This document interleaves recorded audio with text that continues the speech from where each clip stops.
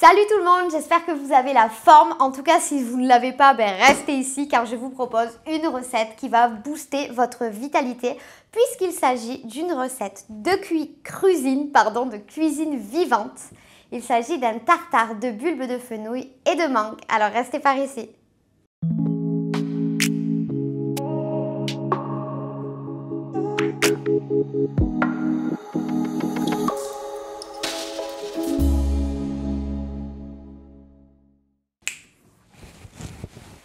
Tu ne t'es pas encore abonné à ma chaîne YouTube? Mais qu'est-ce que tu attends? Allez, vas-y, clique. Alors, je suis loin d'être une professionnelle de la cuisine vivante, de la cuisine, mais en tout cas, c'est un sujet qui m'intéresse énormément depuis à peu près 1 an.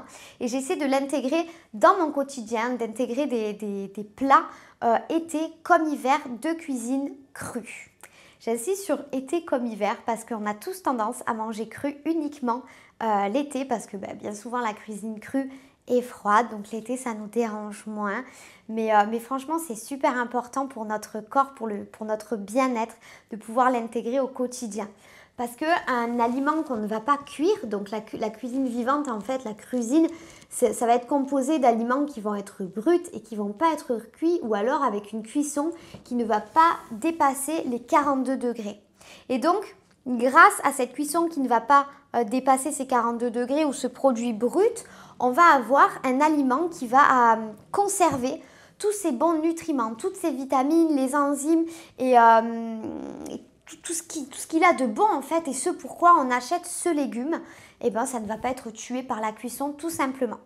Donc vous l'avez compris, la cuisine vivante va être composée de fruits, de légumes, également d'algues, également de noix, d'oléagineux.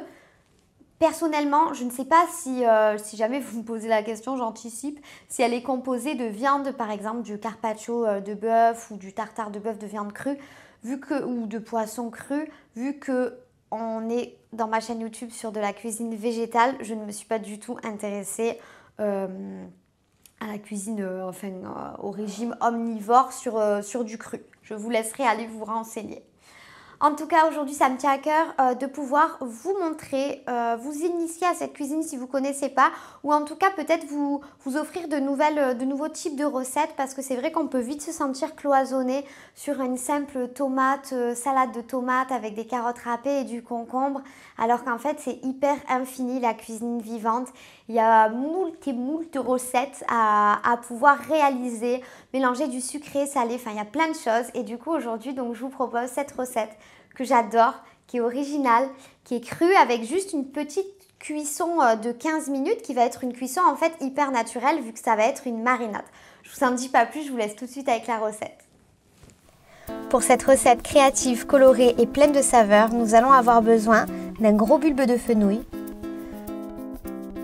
d'une mangue bien mûre, de 2 cébettes ou d'une échalote, d'un peu de menthe fraîche, d'huile d'olive,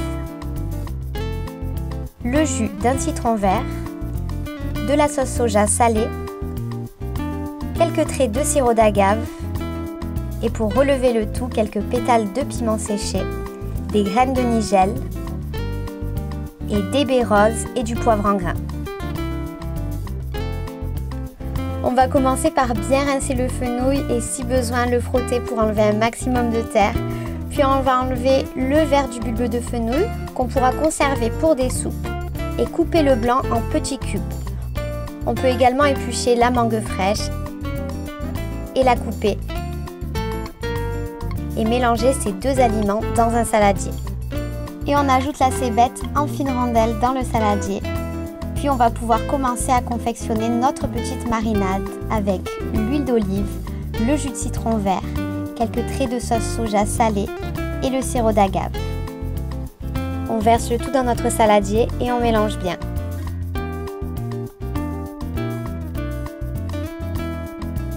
On cisèle la menthe fraîche et à l'aide d'un mortier, on va écraser nos baies et notre poivre en grains, puis on va les ajouter à la préparation. On va laisser reposer pendant une quinzaine de minutes pour laisser les aliments le plus cru possible. Puis on peut passer au dressage. Alors je me suis servi d'une passoire pour égoutter le surplus de marinade.